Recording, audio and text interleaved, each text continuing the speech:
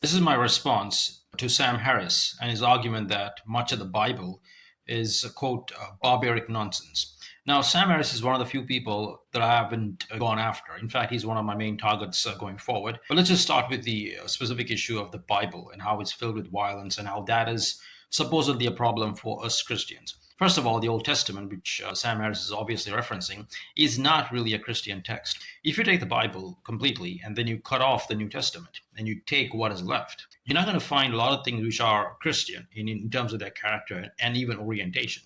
In fact, many descriptions, arguments, views, worldviews that have been promulgated in the Old Testament don't really map onto Christian ethics, principles, and teachings. Critically, when it comes to the doctrinal framework that we Christians have adopted, formulated, and refined over centuries. And that is a very serious consideration, which Mr. Harris or Dr. Harris is not considering. And this, in turn, is a major problem within Christianity. And this is something we Christians ought to take some responsibility for, is that we have failed in many respects to distinguish the Christian faith more broadly from what you find in the Old Testament, which is, after all, the Old Covenant.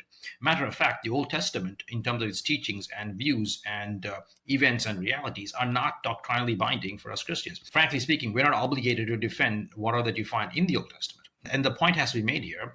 The Old Testament itself is filled with all kinds of filth, okay? Everything from mass rape to sex slavery to incest to genocide, okay? And some of these atrocities are sanctioned by God himself, okay? So we have to be very clear about what's being said here. And Sam Harris is trying to attack Christianity. See what he does. He's using the problems in the Old Testament, okay, which is not even Christian, which is the Old Covenant, okay? And the Old Covenant, as we know, if you look into it more critically, points to a different belief system, not the Christian faith, which is, of course, the New Covenant. So that distinction is not made. In fact, the entire history of Christian theology is about refining the text, understanding it correctly. Okay, that's why there are theologians, church fathers, doctors of the church, popes, vicars, monks, writers, thinkers.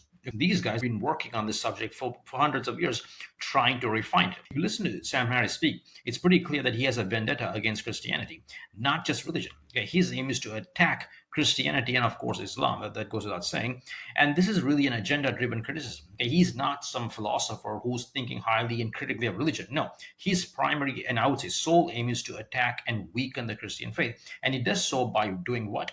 Pointing to weird things in the Old Testament and putting the blame on us. I mean, first of all, the Old Testament, as I said, is not even Christian. Okay, these are essentially Semitic writings, which we Christians have co-opted mainly for educational purposes.